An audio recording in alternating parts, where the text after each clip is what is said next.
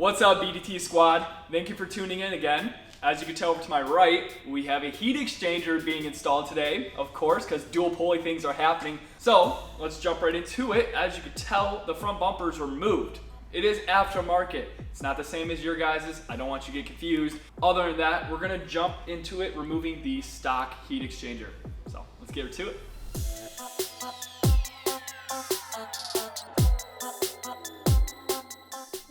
All right, guys, first step to installing your heat exchanger. Pop these hoses off here. Well, other than moving your front bumper. Of course, that's given. This is gonna let out a lot of coolant here. Have something to grab it.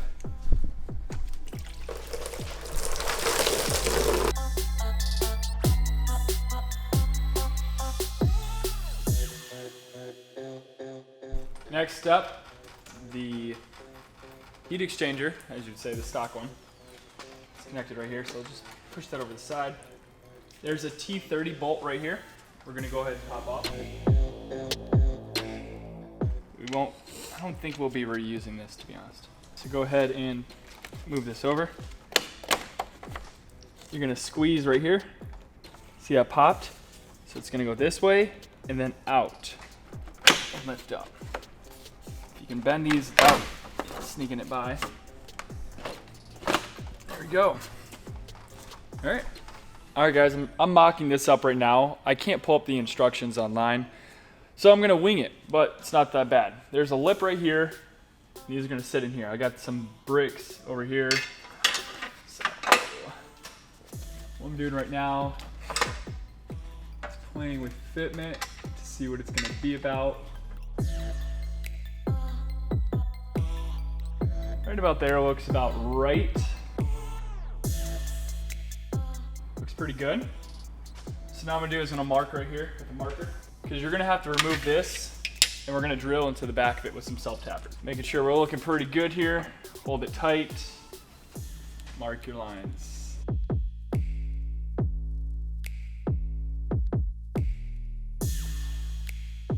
Go ahead and remove this out of the way. Let's take this bar out of the way too.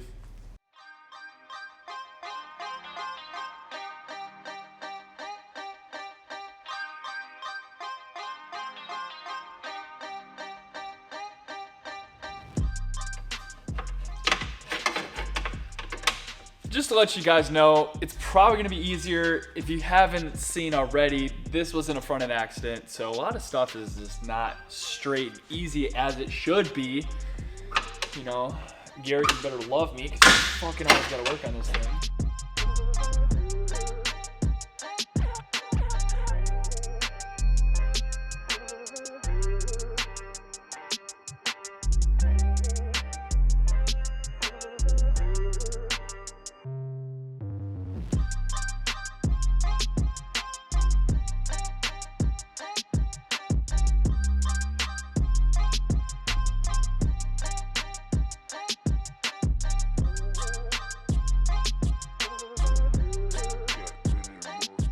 For these. Oh, hey boys. We got Rusty, eh? Oh, Rusty, back in the shop here. Give me that good old fuck you sideways shit. Let's go. This is what happens when you use shit that doesn't belong there. The bolt is fucking seized. Let me give that 1-2 real quick though.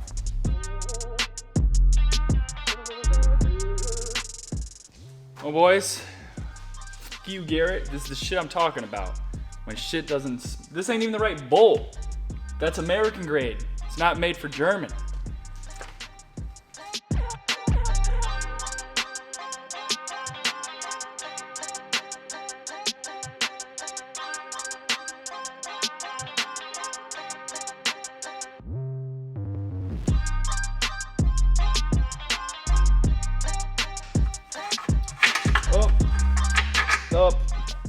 All right, guys, unplug the horn. That's the next step. Duh. There we go. There's one on both sides. What happens when harness didn't go that way? Oh, yeah. Pop this little clip off. All right, now we're going to I was kidding. We're supposed to be able to, but this thing's been in a wreck, so this is a little tighter. It should be. Don't forget to take off this sensor right here. Oh, all right, next side. All right, so CTS's website's down, as you already know. I think it's a 9/64. I'm gonna give it a shot, see how it goes. Like I said, I made the marks already here, so we're just gonna do one test one, do it on the bottom one.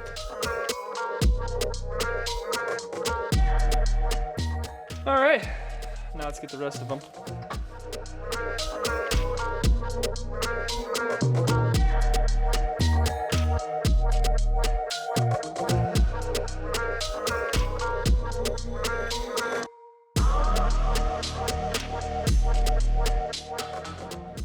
Just look at that stability.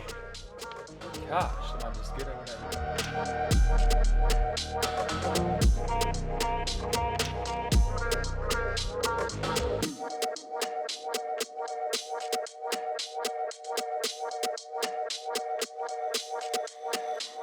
Nice. Let's go put her back.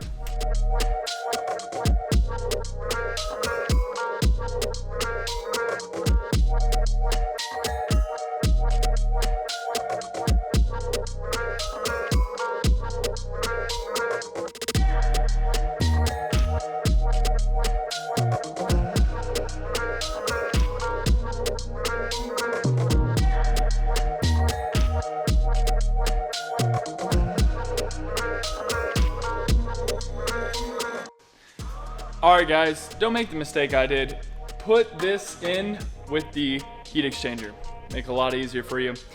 You can get in there, but it's a tight fit. Alright guys, I have a level up here because the bubble needs to come to this side, so I'm actually going to taper this up just a little bit. They're not going to be able to see that it's not that far from level, so that's just to make sure I get the bubbles out of the system.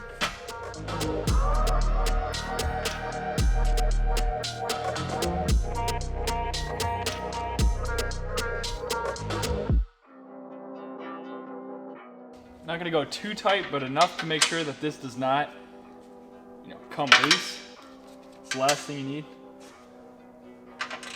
See, that one was, you don't trust your gun's torque. All right, guys, next up, let's install the intake air temp sensor. Don't forget to plug in your horns. Those of you that get vicious with the horns. Who you are.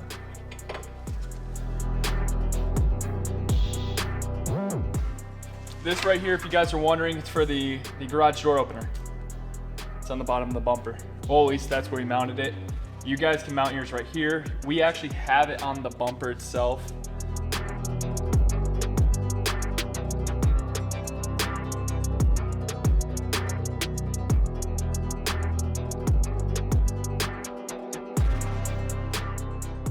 Guys, again, I have no instructions, so I'm kind of winging this right here.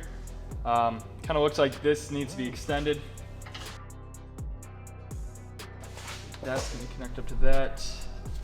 And this is going to connect up to this. In the kit, guys, you get this and 2 clamps. Technically, I don't really know what it's for.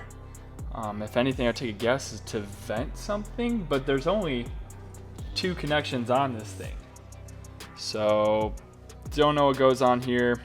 Thank you, CTS, for having a website that actually works. JK, it's not working.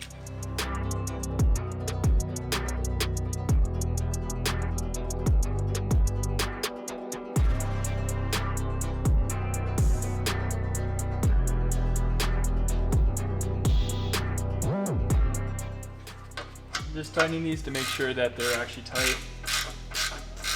Those were not tight, so.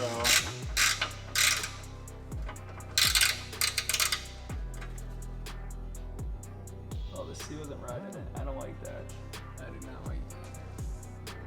I'm gonna back it up actually.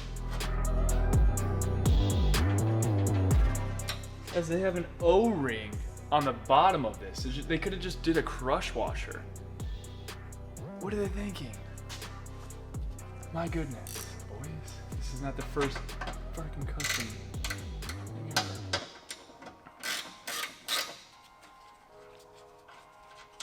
Guys, look at this. Is this even going in? Look at that. An O-ring on this? You guys act like that's gonna... Oh yeah, we could tighten that down. Yeah, you're good. Oh my goodness. The O-ring, once you tighten it too much, actually expands over the sides. So, good thing is we're not putting the front bumper on. We're gonna do a coolant test right now to make sure that we don't have any leaks.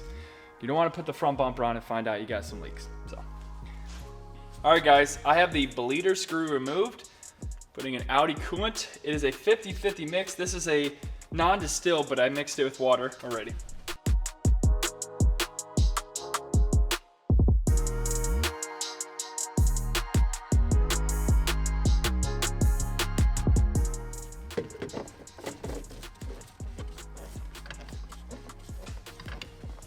All right guys, before I forget, do not forget this right here.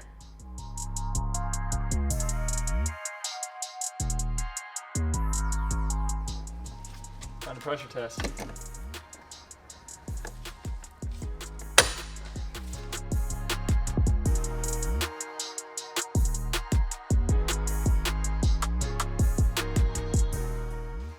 All right guys, we have it in the black line here. Loosen this up a little bit. There you go, see it? Did you get that camera? I don't know if I saw it. Alright, it's a solid stream there. While we're at it, let's check the supercharger bleed screws. I'm gonna go ahead and tighten this up. This is good. Just giving it a couple. As you guys already know, it's not a nice design.